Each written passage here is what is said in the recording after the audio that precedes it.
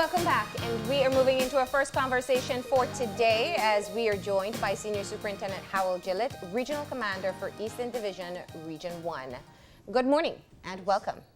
Thank you so much. Good morning to you and good morning to TV viewers. It's a pleasure to be here. Yeah. Now, this is a very important time to be having this conversation because we know there are some predictable trends that change in crime around this time of year, and the police department is trying to get in front of it and offer advice to the public so that they can take care of their own selves and property. From your side, talk to us about the preparation that takes place, the enhancement in the force itself as we move into the Christmas season. Well, without getting into the finer details, we launched the Christmas on the Crime campaign from the 1st of December, which was over the weekend, and it will run into the earlier part of January of 2019. We are very cognizant by policing for so many years that around this time, the criminals well, shoppers and businesses, there's an increase in shopping, and we have to make the businesses safe, and we have to make those who go, the shoppers, to be safe also. So it's something that we do every year. The criminals want to have the same life like the working class citizens, so we have to ensure that those who are out to do lawful business, we have to protect them while they do so. So we have, you'll see, or you might have seen an increase in the number of officers in the business district, or the shopping areas as we call it in Belize.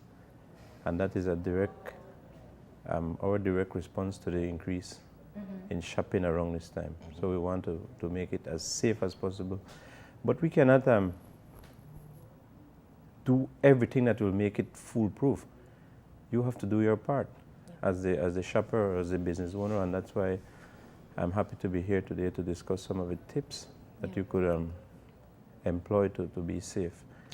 And Superintendent, before we move into that, one of the things I wanted to ask was looking at what I said earlier, which is a kind of a predictable trend in robberies and some of the other things that we expect.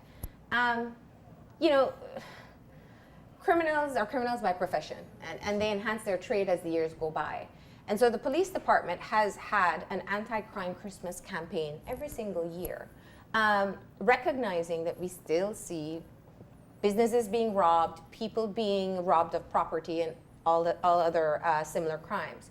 Has there been a rethink of the strategy from the police department side to kind of get ahead of what has become, what is your usual strategy? well, we have to tweak it around all the time. It cannot remain the same because what happened 10 years ago, it's completely different now. And of course, we've seen an increase in crimes, especially against properties. There's a lowering of the murders, especially on Region 1 side of the city, which I represent. And there are myriads of factors why crime is going down, especially shootings and murders. But we're not here today to discuss that. But I believe, apart from tweaking the strategy, persons or business owners or individuals need to make good decisions. For example, we have an increase in the theft of motorcycles. But when you go into the details of the report, it will say, my motorcycle was parked last night at 8, and this morning at 7 I found out it wasn't in front of my house on the street. So individuals need to do their part, because like what the commissioner said recently, a police officer cannot be, it's not possible to have a police officer on every street or at every home. So we as business owners, we as individuals, we need to do our part to make ourselves and our properties much safer. But of course, I'm not at liberty to discuss the strategies that we are employing, because for the basic reason that we don't want the criminals to be ahead of us. But we expect that what we have in place, like what you saw when there were some robberies on Albert Street, we put certain measures in place, and that stemmed what was occurring. As a matter of fact, from the 7th of June, there hasn't been a robbery in that area, so that has worked. But like what you said, some of the criminals are some of the smartest people. If you notice what the inmates are doing at Colby Foundation or at the Belize Central Prison, in terms of the skills that they possess, They're some of the smartest people in Belize, but they use their skills to do the wrong things. But that leads me to tell you that fighting crime now is important, because we need to have citizens live in a society where they could move around freely. But more than that, we need to fight crime for the future. So we have to help more young people to be thwarted, to be dissuaded from wanting to become a gang member or wanting to become a criminal.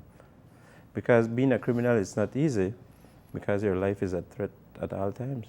Because to face somebody, you don't know what that person possesses, and you have to be there. But we are doing our part, but we ask that the citizens do their part. Now, the police department very often comes under criticism for the challenges that we see in crime across the country. And I note that you said that there's been a reduction in shooting and murders in the South Side specifically. When you were moved from Belmopan, you'd successfully been able to kind of calm things down in that municipality. And you were brought into the South Side to bring your own type of policing and your leadership there. But I don't think Belizeans look so much in one particular area rather than looking at the bigger picture when they think of the security in the country. And I want to ask you just, we mince numbers a lot, whether it's off by 10, 5 murders for the year. We don't count how many shootings actually happen and how many people who've been shot survived in KHMH and didn't become murder victims. So there is a challenge in being able to get Belizeans to feel safe in the society once again, because we still hear every day of a shootout that happens mid-afternoon a block away from a school in whatever part of the country. And I want to get your perspective on that, being someone in leadership trying to have your force contribute towards finding a solution to this. Well, the thing to remember is that lowering of crime is very important, but lowering of the fear of crime is more important than the lowering of the crime itself. Because if people are living in fear, because for example, if 2 murders happen overnight in Belize City and there's a big concert, it will still have people going out.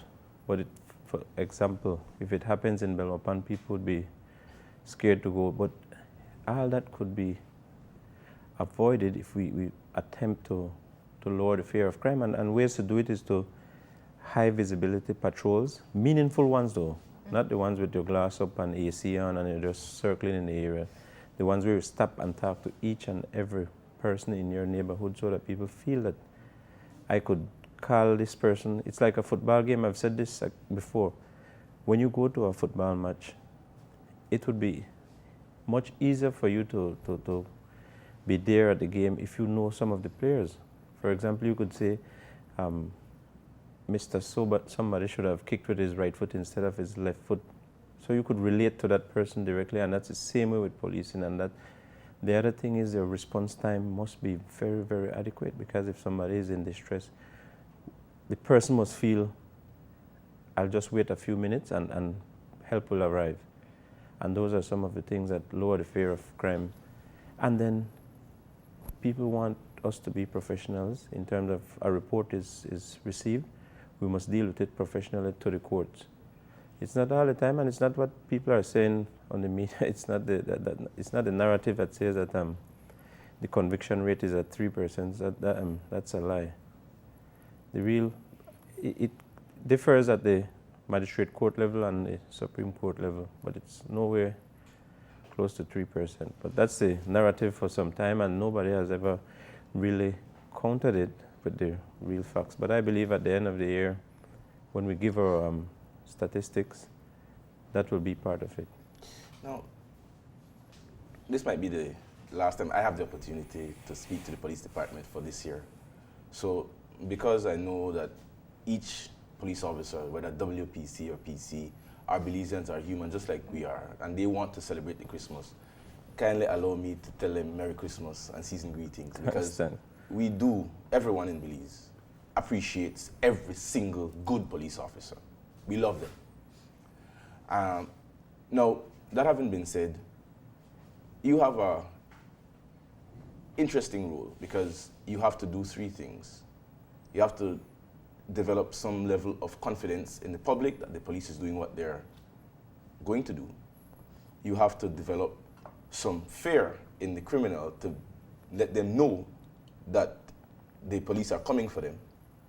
And you also have to create morale in the police department to make sure that the police officers have the level of energy to do the job that they have to do. Can you tell us how you're able to balance those three things in specific ways to make sure we have success this Christmas? Well, to build confidence in somebody or in a set of people, it takes time. It's a balancing act. We have to treat the public with respect. There has to be this lowering of police abuse that should be very minimal or non-existent. The idea of police corruption should go away totally so that people have full respect. And it starts with leadership. It starts from the top. You must treat the public right. We've done a lot for the public on our side of the city, and I will tell you this. Our police department, as it is known now, started in 1863. That's 155 years ago. And ever since it started, we've been arresting people. As a matter of fact, we arrest 3,000 people per annum. And we haven't been able to eradicate crime. But Dr. Gale says that the world is made up of only 10% criminals. So there are 90% of good people in the society who never need the police to be behind, to have an arrest for them to be good citizens. So what we need to do, and more agencies need to become involved, to help more young people to move away from a life of crime and into being active. Because sometimes all it needs is for young people to have opportunities. And if they do, and one of the ways we could achieve that is through sports. If you know that come a few years from now, I'll be on TV on the NBA or in boxing like our friend, yes, Big Baby Miller, then you have something to look forward to. So, but I'm not here to go into it, but we have to balance it with the public, and we've done a lot. But we also have to show police officers that we care about them, because you get more out of officers if you show. And recently we've changed all the boot, not all, but a great percentage of the tents, we changed them to boots, because officers were in the elements at 2 a.m. in the morning. Then we negotiated recently a very good deal for them for prescription drugs, for them to go in and, because officers do get sick because they have to be out there whether it rains or whether it shines. So, but if they know that the leadership cares about them, I believe you'll get better results out of them. I'm glad you mentioned that, because that was actually one of the questions I had in looking at what we've seen with your leadership in Region 1, where you came in and one of your first priorities was, I would venture to say, kind of restoring the dignity in the work that the police department did. From simple gestures as getting sponsorship for actual police boots instead of having them stand in sun or rain, to discounts and scholarships, and now you're talking medication. Even washing out what is the holding cell, that we have a different name for it. Because you had spoken before on the show that you felt that this is part of restoring what should be done in a proper manner. But my question is, having done all these efforts for those who are under your leadership, have you seen a shift in how they execute their duties? Has it in any way made them more motivated to be the good cop and the community worker that we all expect from our police officers in this area? Well, I would prefer the media to tell me that, because we don't hear of these reports of mass police brutality anymore. That has gone away. That tells a story that people are comfortable in what they're doing, and they know. And we use a lot of transactional leadership, but we use more transformational leadership. Transactional leadership, where we reward people when they do good, but we punish them also when they do wrong. And they know. It's like a child. If a child knows that if I do X, Y, or Z, these will be the results. It's the same thing with officers. But we don't lead by a heavy stick. Officers must be happy doing what they're doing because they're paid to be doing police work. So I don't need to be behind you with a heavy stick. If you fall short, then you will know, because we will. But we reward people. So as much as we punish them when they do wrong, we reward them publicly. They are the transformational leadership we want to create, not followers. It is said in leadership that if we're leading and nobody is following, then we're just taking a walk in the park. But when we leave from Belize City, we want to have more people like us to continue the work, because it would be a shame if all the work that we're doing stopped immediately as a transfer comes about. So I believe we have a lot of officers who have bought into the style of leadership, and we don't hear this corruption again. I'm not saying, I won't be a fool to say that there's no corruption, but it's not coming to light as it was in the past, where officers were blatantly doing wrong. No. I know you have some tips for us as to what the citizenry can do in terms of assisting themselves to sort of close the window of opportunity, because these are crimes of opportunity. In law enforcement, you call it harden your target. Harden your target. Yes. But I wanted, before we got into those tips, to ask, what can the public do for the police officers? I know that, as you were speaking about the elements, but as much as we can protect ourselves, we need to support the police officers. So not just the businesses donating to the Christmas party or these kinds of things, but each and every citizen has a role that they can play to assist their community officers or the guys at the checkpoint, or when there's a crime which is being conducted. What can the citizen do to help the police to be more successful this Christmas? Well, you said it right. Donating to a Christmas party has little effect in comparison to somebody saying, "Officer, I appreciated what you did for us.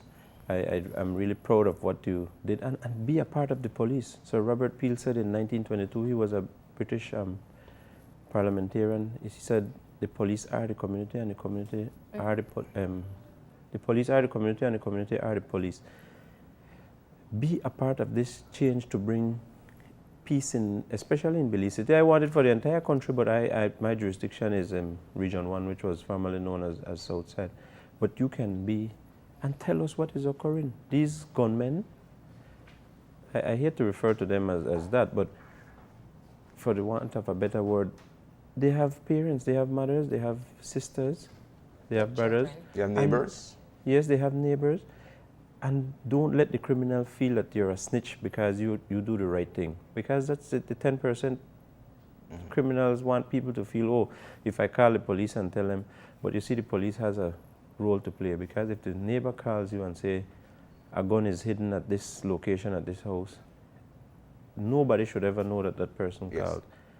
And we're moving to that. We're not where we should be as yet, but we're moving towards that, and I'm proud to say that we're on the road to becoming a very, very professional police department, and help us to weed out the bad ones. Don't say, I'll give him a break because he asked for pardon. If a police does wrong, let us know. And only so we could get rid of the bad ones, because there are many good police officers. Yeah. It's countless. If you go back on the news, you'll see how many police officers were rewarded this year for getting in gun battle with others, risking their lives to save others so many times. So they are good police officers, but you have to remember that these very police officers that serve the public come from the very communities. Yes, I believe they say something that the police are a microcosm of the society.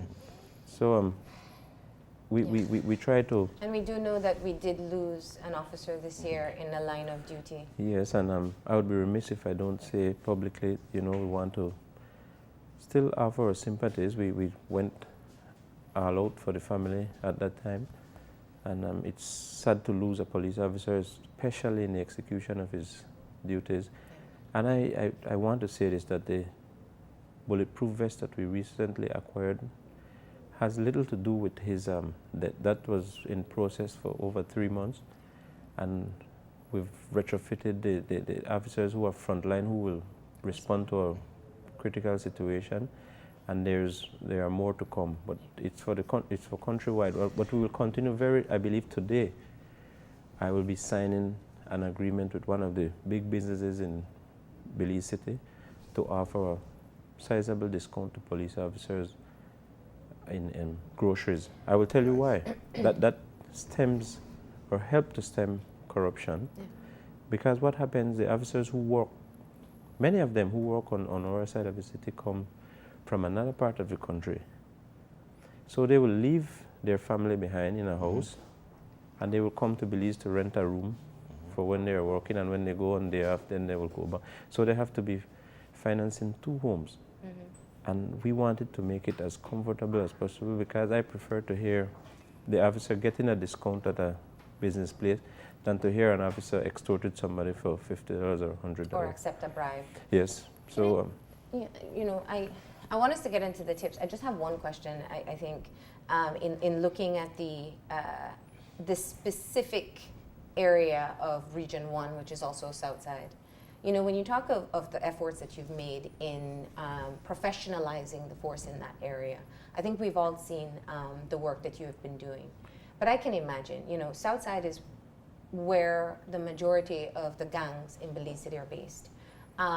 It's where we have seen quite a number of the guns recovered, guns and ammunition and other military-style weapons. What is one of the challenges that you have been working to be able to change in any way that has still up to this day you've not been able to see the results that you want? well, we want to get more guns off the streets, but before we do that, we want to change the mindset of our young people, and that's why we took the great program for the very first time in history to the Colby Foundation, to the young people at Wagner's Youth Facility. But we want to go into the, because I will tell you, the reality is the young man from Martins might not be able to attend Wesley Night School because of the mentality. He might feel that if I go there, I'm vulnerable because of other gangs in that area. So because they can't go to school, and we're in discussion, I don't know if I should have said this, but I will go ahead anyway. We're in discussion with the Ministry of Education to have the fourth form, the high school program, go into the prison, to the Belize Central Prison. Because what happens, why we have repeat offenders sometimes, and it's not to lay blame on anyone, but when a young man comes out of prison after 5 years, when he went in, he didn't finish high school. So he comes out without a diploma, so he has no opportunity to get a job. And then Belize, you know how it goes, people are stigmatized almost forever because of some wrong that you've done in the past. So we have to try help, because the secret to fight crime for a long period of time is how much we put in young people now. Because we could be right at this very same position 10 years from now if we don't do enough for these 10, 11, up to 15-year-old, I would say. We have to do as much as we could for them now to retire and say, I did my part while I was in Belize City, and we are seeing the fruits now being born because of what we did 5 or 10 years ago. You know, of recent, social media has been abuzz with videos of brazen robberies and brazen criminal attempts, shootings, etc. For the person who is out there and has these safety, they have hardened their targets.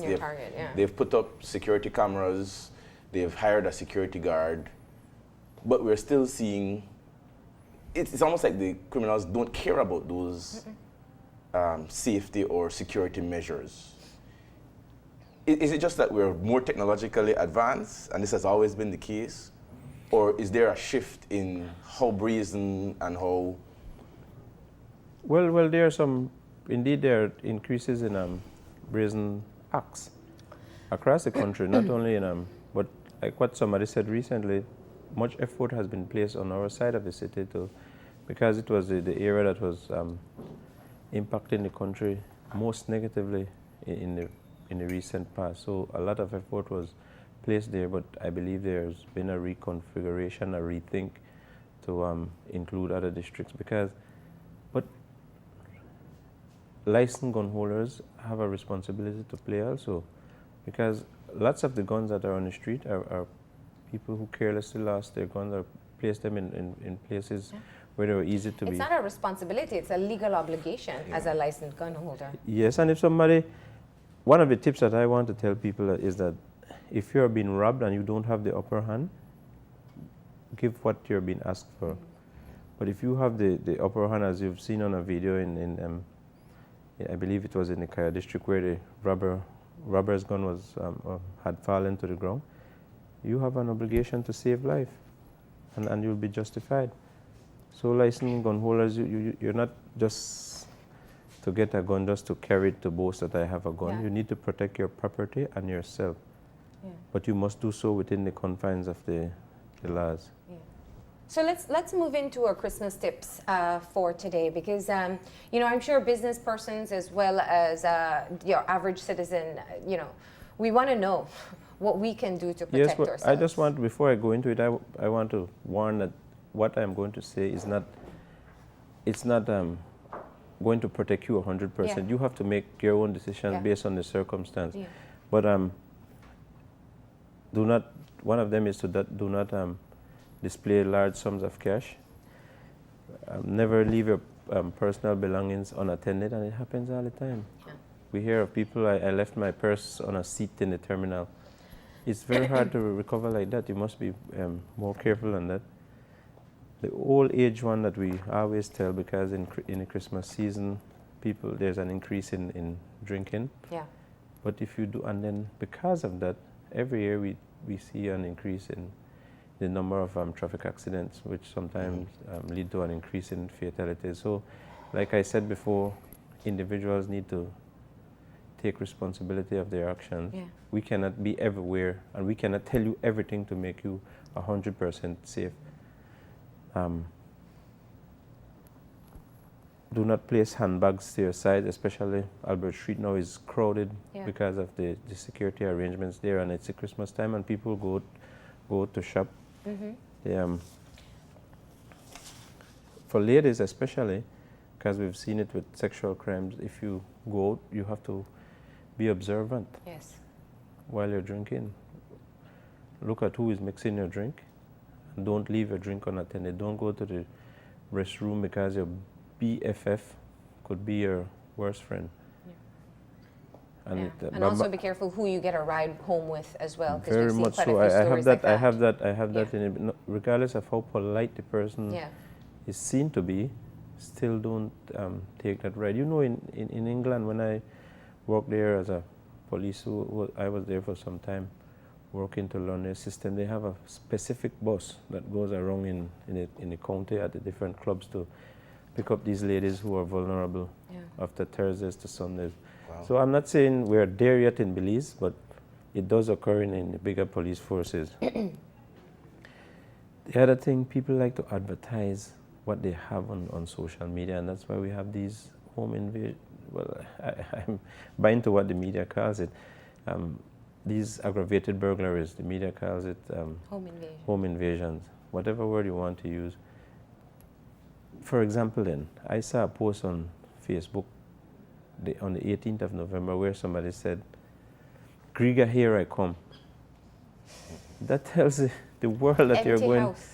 Yes. But there's a great PSA somewhere, I saw that, where someone posts, "I'm going on holiday," and then it has "robber" like this. Because it is kind of telling everybody that your house is going to be empty. Yes, but what you could do, if you want to boast about your whatever you purchase for Christmas, do it after the fact. If you're going to the States for the long holiday, then do it when you come back. There's no rush for you to put it before you go, because people would notice it. Yeah. And then the bad people.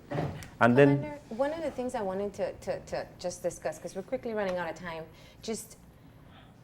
we have a responsibility as citizens as well. And so, you know, I remember the 3 S's that we've spoken about: see it, stop it, and something. But when you see something suspicious, a lot of times it's not just about snitching. You feel like maybe I'm profiling someone because they look suspicious.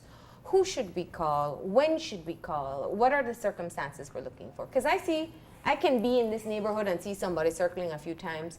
maybe they're just going to pick up someone. I don't know. But Well, should I call in? Yes, yes. If you because it's not the person that looks suspicious, it's the behavior of the person that Okay. causes you to feel suspicious.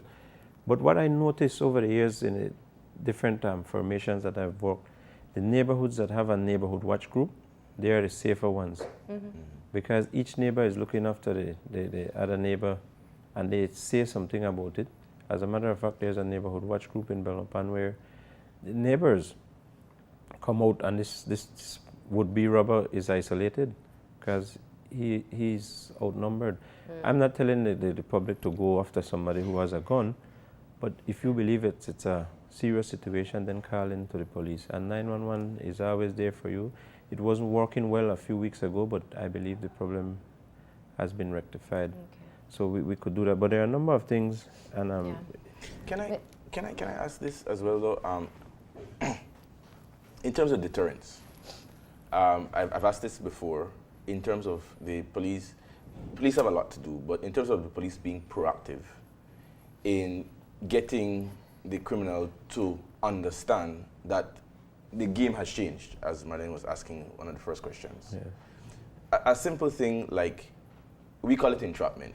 We know that motorcycle theft is up. You take a motorcycle, you put a tracker in it, and you leave it somewhere, intending for it to be stolen, and you track where it's going. In terms of vulnerable areas, undercover police officers, I'm not asking that you divulge what the details are, because that would be nonsense. But surely can the public be confident that there are new and innovative and surprising strategies that will completely outthink the criminal? I would say yes without a doubt. Okay. But I will tell you, if you were to ask me what has caused crime to be going on, it's one of the main reasons is, well, the work of the police in whatever capacity, but the close, because we cannot be everywhere, so we need the support of the community. And I want the community to realize that don't let the 10% of criminals let you feel that, or allow you to feel that you're a snitch. If you want to make your community safer, then tell us what is occurring. But I don't expect you to come on a police blog and say, Mr. Whatever is selling drugs. Yeah. But tell a trusted police. There are police officers who could be trusted. Not all the police officers are corrupt police officers. And I remember it now. It's see something, say something, stop something. Yes, and yes, I still yes. think that's something that we should keep on saying as we think of doing our part in cutting down on crime. Commander, we're so grateful that you joined us this morning. I know there are a lot more tips we could get into, but I think one of the very clear messages is that we have our parts to play in reducing our own vulnerabilities as well. Thank you. Yes, well, thank you so much for this opportunity. But as you said, this might be the last time for 2018 that we're here together.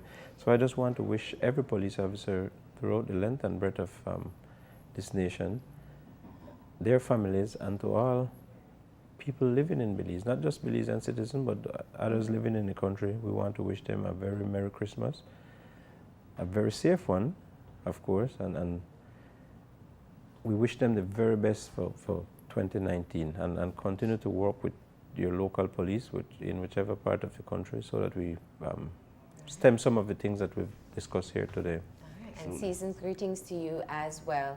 We are going to go ahead and take a break. And when we come back, we are going to be finding out about a new option for meats. Kevin, right up your alley. What sound does a buffalo make? I don't know. We'll find out when we come back. Stay tuned.